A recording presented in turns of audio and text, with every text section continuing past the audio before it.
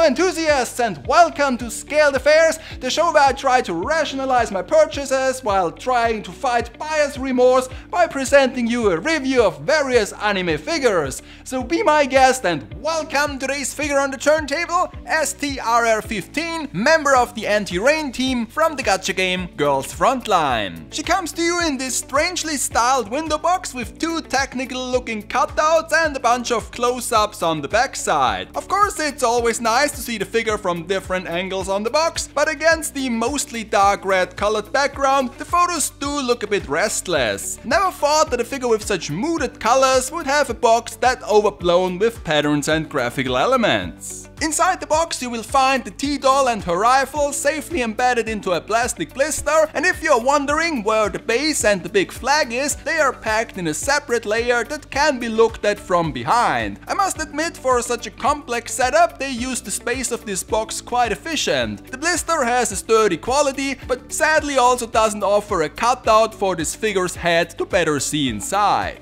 Mounting your AR-15 is a bit complicated, and I would recommend using the manual provided by the manufacturer. In there you will learn that in order to place the large weapon into her hands, you have to remove her head and also her left hand. After that you have to press the grip into her hands, what is a nerve-wracking thing to do, since I'm always afraid to break her fingers. You will also learn that the flag mount is a lie. As many other people already reported, there is no way to clip the upper part of the pole into that wall. It almost looks like the peg is orientated the wrong way by almost 90 degrees. I mean, the flag stands fine without it, but then again I have to wonder why design it that way in the first place. The feet pegs are essentially just large plastic chunks that reach deep into her base. I think if this was conceptualized today, the mount would have been sold with metal rods, but back in the day, like 4 years ago, this was the way to go. And yes, the figure took quite a while to be released, and I'm about to whine a bit more about this after a quick look at her key specs.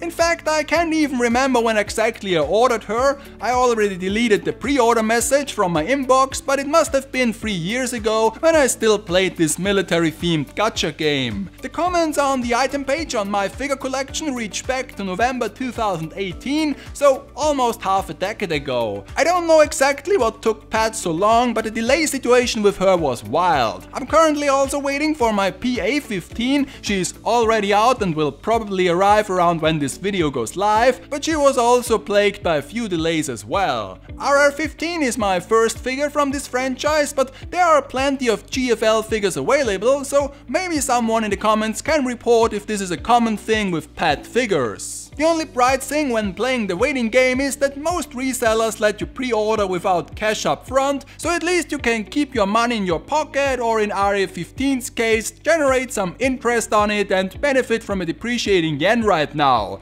But let's talk about the figure herself, shall we? Honest to God, despite everything and all the negative feedback surrounding her online, I think this is a great looking statue with a unique base design, and also one of the first characters to get a full-fledged scale figure while wearing her signature battle gear. Like I said, there are plenty of Girls Frontline figures available, but when she was announced, it was super rare to get a character in their standard uniform. Most of the characters are wearing some sort of banner skins, and to be frank, I'm not a big fan of those. The figure itself is covered in small little details like tactical gear, multi-layered clothing and a near flawless paint job. My highlights are the bright pink clips she is wearing underneath her vest and the pad on her left knee. They even molded some tiny shoelaces onto her boots. Don't see that too often. And of course the most important accessory is the assault rifle with the same name. Given the scale of those tiny weapons, they have an amazing number of details, and I'm sure you will be hard pressed to find a better 1:7 model than what comes with those GFL figures. But if you're only interested in guns alone, it might not be economical wise to buy a replica for 150 bucks when it comes with a free anime figure each time. A thing that isn't really shown in all the promotional pictures is her backside with a pretty exposed panty, reminding us that the game also has a bit of an edge, or should I say edgy. I really don't mind it, and also you can't tell me that the fact that you can frame her underwear through this hole in the flag wasn't intentional. A facial expression is quite fitting, I suppose. It does reflect her stoic and emotional distant character, while the pupils also have a bit of a cyber/robotic look to it, since those are all dolls and not real humans.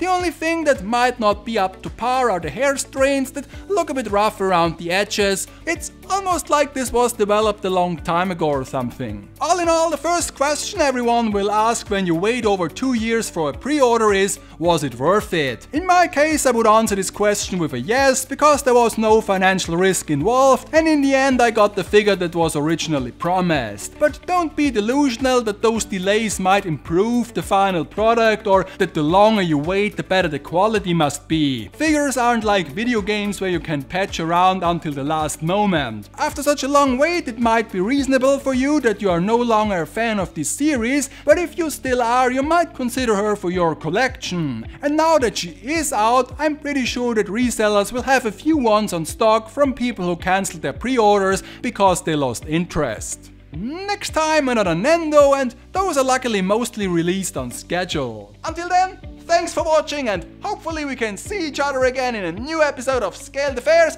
when I once again take a closer look on anime figures of all sorts. Take care out there and keep having fun collecting.